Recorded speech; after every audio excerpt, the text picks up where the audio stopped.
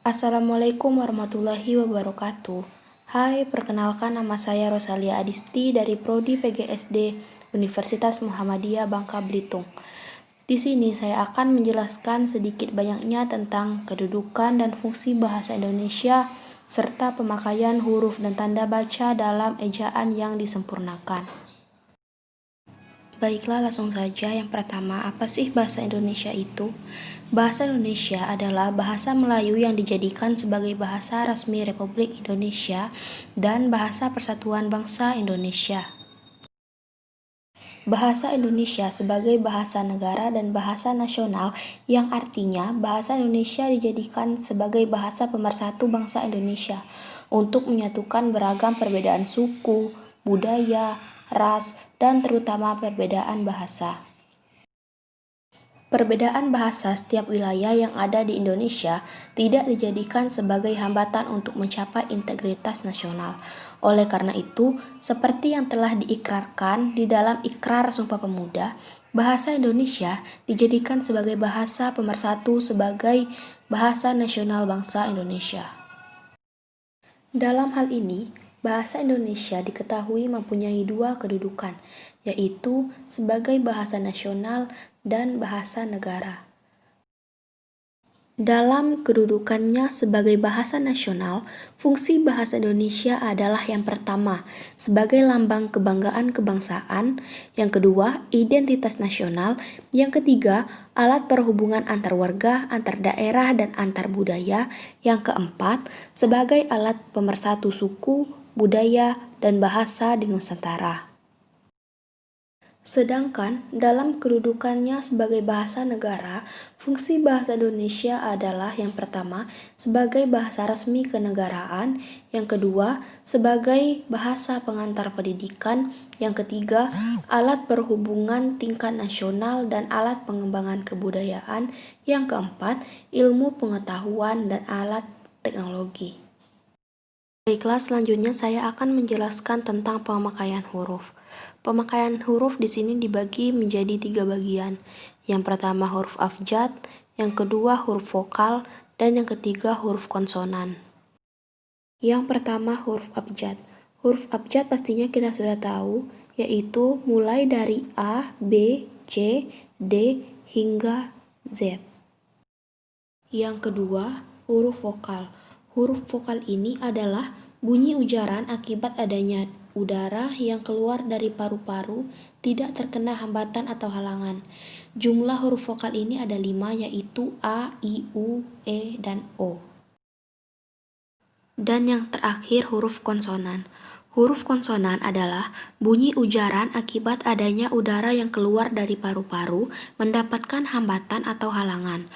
Huruf konsonan ini terdiri dari semua abjad kecuali huruf A, I, U, E, dan O. Selanjutnya saya akan menjelaskan tentang pemakaian tanda baca.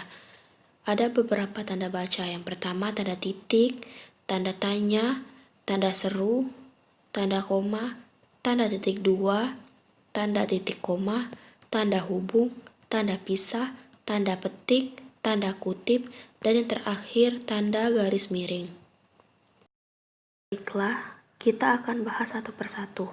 Yang pertama, tanda titik. Ada beberapa ketentuan dalam penulisan tanda titik. Yang pertama, tanda titik dipakai pada akhir kalimat yang bukan pertanyaan atau seruan. Yang kedua, tanda titik dipakai di belakang angka atau huruf dalam suatu bagan ikhtisar atau daftar. Yang ketiga, tanda titik dipakai untuk memisahkan angka, jam, menit, dan detik yang menunjukkan waktu. Yang keempat, tanda titik dipakai untuk memisahkan penulisan judul tulisan yang tidak berakhir dengan tanda tanya atau tanda seru dan tempat terbit dalam daftar pustaka. Yang kelima, tanda titik dipakai untuk memisahkan bilangan ribuan atau kelipatan. Yang keenam, tanda titik tidak dipakai untuk memisahkan bilangan ribuan atau kelipatan yang tidak menunjukkan jumlah. Yang ketujuh, tanda titik tidak dipakai pada akhir judul yang merupakan kepala karangan atau kepala ilustrasi, tabel, dan sebagainya. Yang terakhir, tanda titik tidak dipakai di belakang A tutup kurung atau alamat pengiriman dan tanggal surat, atau B tutup kurung nama dan alamat penerima surat. Selanjutnya, tanda koma. Tanda koma dipakai di antara unsur-unsur dalam suatu perincian atau pembilangan. Yang kedua, tanda koma dipakai untuk memisahkan kalimat setara yang satu dari kalimat setara berikutnya didahului oleh kata seperti tetapi atau melainkan. Yang ketiga, tanda koma dipakai untuk memisahkan anak kalimat dari induk kalimat jika anak kalimat itu mendahului induk kalimatnya. Yang keempat, tanda koma tidak dipakai untuk memisahkan anak kalimat dari induk kalimat jika anak kalimat itu mengiringi induk kalimat lainnya. 5. Tanda koma dipakai di belakang kata atau ungkapan penghubung antar kalimat yang terdapat pada awal kalimat, termasuk di dalamnya. Oleh karena itu, jadi, lagi pula, meskipun begitu, dan akan tetapi. Keenam, tanda koma dipakai untuk memisahkan kata seperti oh, ya, wah, aduh, kasihan, dan kata lain yang terdapat di dalam kalimat. Yang ketujuh, kata tanda koma dipakai untuk memisahkan petikan langsung dari bagian lain dalam kalimat. Selanjutnya, tanda koma dipakai di antara nama alamat, bagian-bagian alamat, tempat dan tanggal, dan nama tempat dan wilayah atau negeri yang ditulis berurutan. 9. Tanda koma dipakai untuk menceraikan bagian nama yang dibalik susunannya dalam daftar pustaka. Yang ke-10, tanda koma dipakai di antara bagian-bagian dalam catatan kaki. Dan masih banyak lagi ketentuan dalam pemakaian tanda koma. Selanjutnya, tanda titik koma. Tanda titik koma dapat dipakai untuk memisahkan bagian-bagian kalimat yang sejenis dan setara. Tanda titik koma dapat dipakai sebagai pengganti kata penghubung untuk memisahkan kalimat yang setara di dalam kalimat majemuk. Selanjutnya, tanda titik dua. Tanda titik dua dapat digunakan pada akhir suatu pernyataan lengkap jika diikuti rangkaian atau pemerian. Tanda titik dua tidak dipakai jika rangkaian atau pemerian itu merupakan pelengkap yang mengakhiri pertanyaan. Tanda titik dua dipakai sesudah kata atau ungkapan yang memerlukan pemerian.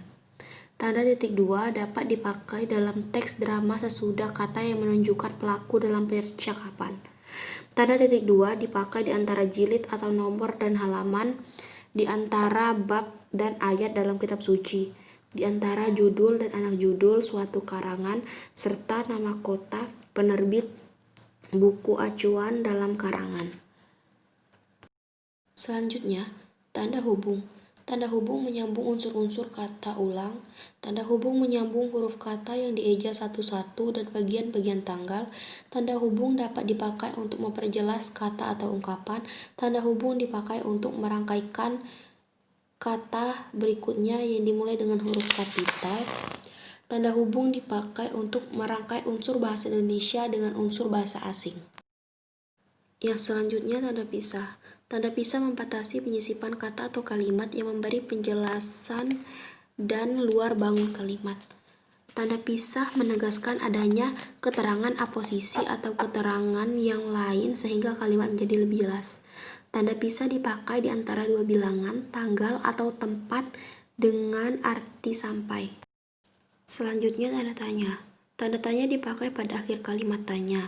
Tanda tanya dipakai dalam tanda kurung untuk menyatakan bagian kalimat yang disangsikan atau yang kurang dapat dibuktikan kebenarannya. Selanjutnya, tanda seru. Tanda seru dipakai sesudah ungkapan atau pernyataan yang berupa suruhan atau perintah yang menggambarkan kesungguhan, ketidakpercayaan, atau rasa emosi yang kuat. Selanjutnya, tanda petik. Tanda petik mengapit petikan langsung yang berasal dari pembicaraan dan naskah atau bahan tertulis lainnya. Tanda petik mengapit judul syair, karangan, atau bab buku yang dipakai dalam kalimat. Tanda petik mengapit istilah ilmiah yang kurang dikenal atau kata yang mempunyai arti khusus. Tanda petik penutup mengikuti tanda baca yang mengakhiri petikan langsung. Tanda baca penutup kalimat atau bagian kalimat ditempatkan di belakang tanda petik yang mengapit kata atau ungkapan yang dipakai dengan arti khusus pada ujung kalimat atau bagian kalimat. Dan yang terakhir, tanda garis miring.